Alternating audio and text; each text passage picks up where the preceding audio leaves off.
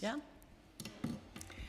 Bueno, pues buenos días a todas, a todos, a los que estáis aquí y a los que estén online.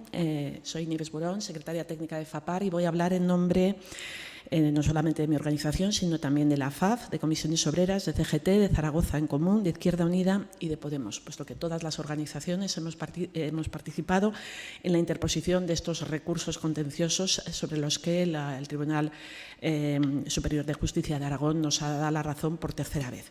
En este caso, estamos ante el fallo favorable al recurso de apelación que el Ayuntamiento presentó ante el fallo anterior favorable al contencioso que habíamos interpuesto contra el Ayuntamiento de esta ciudad por las ayudas para actividades extraescolares que había presentado tanto en el año 2021 como en el 2022 solamente para familias vulnerables de la escuela concertada. Este fallo favorable vuelve a darnos la razón y además es muy contundente. Habla y rechaza la exclusividad de conceder estas ayudas a las familias vulnerables de la escuela concertada porque eso supone una discriminación frente a las familias vulnerables de la escuela pública. Además, es tan contundente que incluso en el fallo habla de una doble discriminación.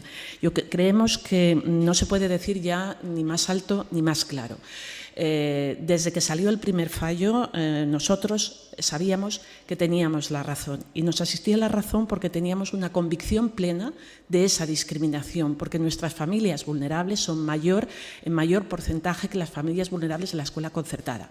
Pero en ningún momento nosotros, cuando presentamos estos recursos, nosotros planteábamos que se rechazaran las ayudas a las familias vulnerables de la escuela concertada. Es más, en ambos contenciosos, como organizaciones, nosotros pedimos una cautelar para que se ampliase a las familias de la escuela pública. La vulnerabilidad no puede estar, o el reconocimiento de la vulnerabilidad no puede estar en función de dónde estén matriculados o escolarizados los niños y niñas de esta ciudad. Y eso nosotras, como organizaciones, todas lo tenemos muy claro. Acogemos este nuevo fallo, como no puede ser de otra manera, con satisfacción. Y es esa satisfacción doble de que, evidentemente, cuando a alguien le dan la razón, siempre le produce satisfacción. Pero, sobre todo, ya lo dijimos también hace un año y medio en este mismo espacio, estamos satisfechos porque abre la puerta a que el Ayuntamiento conceda las ayudas a las familias vulnerables de la escuela pública. Y decimos que abre la puerta porque esto lo tiene que decidir el Ayuntamiento. Le toca a él, al PP, le toca a la alcaldesa, a la consejera Espinosa, realmente explicar si les preocupan las familias vulnerables de esta ciudad o solo les preocupaba dotar de una parte de financiación a los centros concertados de esta ciudad. Creemos que se ha estado haciendo esa utilización y eso lo ha demostrado el Ayuntamiento cuando, con las primeras sentencias de los contenciosos, en vez de acatarlas y de ampliar la subvención para que pudieran acceder también las familias vulnerables de la escuela pública, lo que hizo fue retirarlas y acusar a las organizaciones de que habíamos quitado las ayudas a las familias vulnerables de la escuela concertada. Es una excusa que creemos que ya no se sostiene de ninguna manera y a la que el Ayuntamiento tiene que dar salida, y más en este momento en el que estamos en vísperas de la presentación de unos nuevos presupuestos. Por lo tanto, le instamos al Ayuntamiento, al Gobierno municipal, a que dote de una partida presupuestaria el próximo presupuesto de la ciudad para recuperar estas subvenciones y hacerlo, como le dice el Tribunal Superior de Justicia, sin discriminación. Dicho todo esto, queríamos comentar también algunas cuestiones de la sentencia y algunas cuestiones que nos han parecido, algunos argumentos que se han utilizado que nos parecen oportuno reflexionar sobre ellos. Ya nos pareció curiosa la primera argumentación que el Ayuntamiento hizo cuando presentó las subvenciones y todas las organizaciones salimos a decirle que no podía ser, que eran discriminatorias, incluso antes de que recurriéramos a los tribunales. Y su justificación la utilizó diciendo que lo hacía porque tenía que compensar a las familias vulnerables de la escuela concertada, porque las familias vulnerables de la escuela pública ya tenían su compensación. Le dijimos y le demostramos que no era verdad y utilizaba, entre otros argumentos, el programa PIE que tenían nuestros centros. Recordamos en aquel momento, y lo volvemos a decir ahora, que el programa PIE era un programa que está asentado en los institutos, pero que está abierto a todo el alumnado de la ciudad, sin ninguna discriminación. Tanto es así que, además de estar implantado en los institutos, está en unos poquitos colegios, 5 o 6 de la ciudad, que corresponden o que están ubicados en los planes integrales, el PITS y el PIVO de esta ciudad. Y en esos planes integrales también hay centros concertados de primaria, en este caso, que disponen de un PIE. Por lo tanto, la argumentación caía por su propio peso. Siguieron insistiendo en el PIE.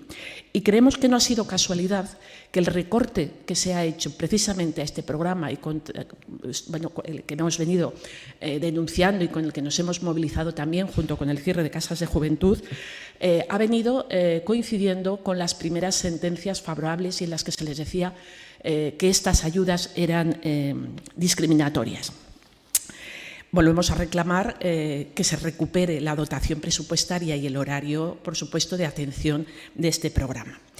Además, en este recurso de apelación que presentó el Ayuntamiento contra la sentencia del segundo contencioso, nos ha sorprendido y lamentamos que el argumentario que se haya utilizado haya sido, por un lado, considerar que estas ayudas no eran educativas. El tribunal le ha dicho en su fallo directamente que las propias bases contenían el término educativo. Pero más allá de que lo haya reconocido el tribunal, realmente lamentamos muchísimo que el Ayuntamiento considere que las actividades extraescolares no tienen carácter educativo. Nos parece una falta de respeto a la formación integral de todos los niños y niñas que tienen y que reciben y que se desarrolla no solamente en el horario lectivo, sino también en otras actividades. Y eso, no lo decimos solo nosotras, está reconocido por expertos en estudios y demás. Además, el Ayuntamiento se ha permitido plantear en ese recurso de apelación justificar que lo hacía solo para las familias de los centros concertados, diciendo que los gastos de funcionamiento de los centros públicos están sufragados, por lo tanto, el coste de las actividades podría ser menor. Y aquí es donde se nos enciende la alerta y creo que confirma lo que hemos dicho hace un momento, que realmente el Ayuntamiento no tiene interés en subvencionar a las actividades de las familias vulnerables, lo que tiene interés es subvencionar los gastos de funcionamiento de los centros concertados. Si eso lo unimos a la política que el Departamento de Educación y que el propio Ayuntamiento de Zaragoza, del mismo signo político, están teniendo con respecto a la escuela pública y todas las movilizaciones y todas las reclamaciones que estamos haciendo de déficits y carencias que tiene la escuela pública y las futuras concertaciones que se han anunciado y privatización de la enseñanza a 0–3 años, creo que tenemos un panorama bastante claro de cuál es la prioridad del Gobierno municipal y del Gobierno autonómico con respecto a la escuela.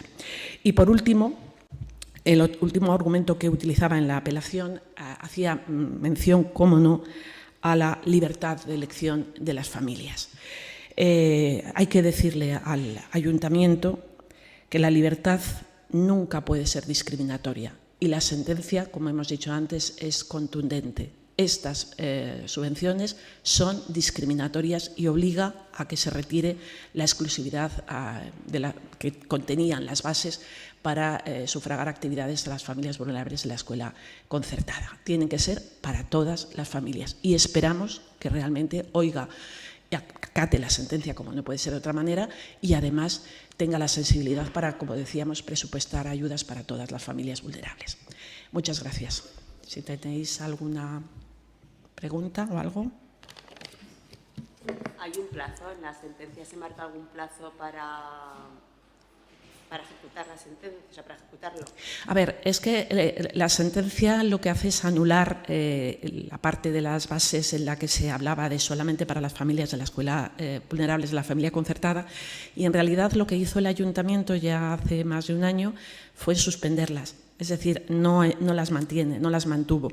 Por eso decíamos que con la primera sentencia del contencioso administrativo, que fue favorable y que ya le dijo que era discriminatoria, y que además a nosotros nos alegró en aquel momento, porque he dicho antes que nosotros habíamos pedido una cautelar en el primer momento para que se ampliase. En esa cautelar lo que pedíamos era que se ampliase y luego ya vendría la sentencia.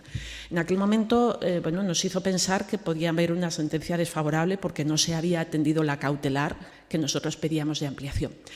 Pero una vez que la sentencia fue firme, firme se podía recurrir, que hubo sentencia, hubo fallo en el primer contencioso y se dijo que era discriminatorio, entendíamos que el ayuntamiento lo que iba a hacer era ampliar, es decir, quitar ese punto en la base y mantenerlas para que las pudiera solicitar todo el mundo.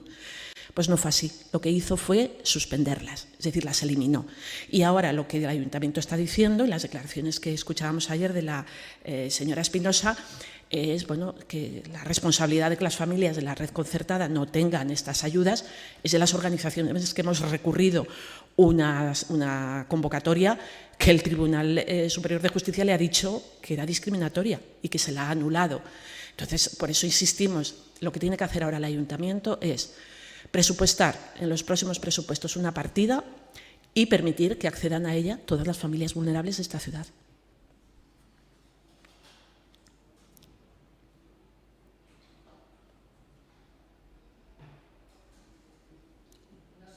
El Grupo Municipal de CEC se va a hacer algún tipo de iniciativa para impulsar esta propuesta de que se amplíen a los dos tipos de...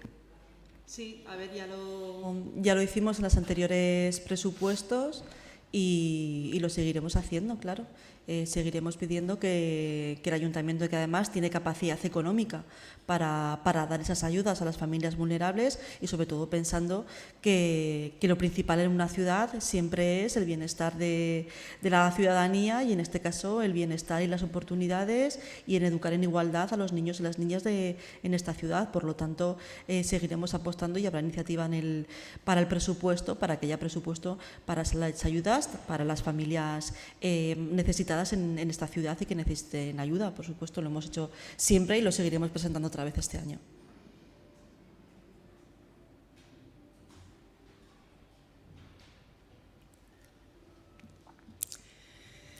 Pues si no hay nada más, muchas gracias a todas. Gracias.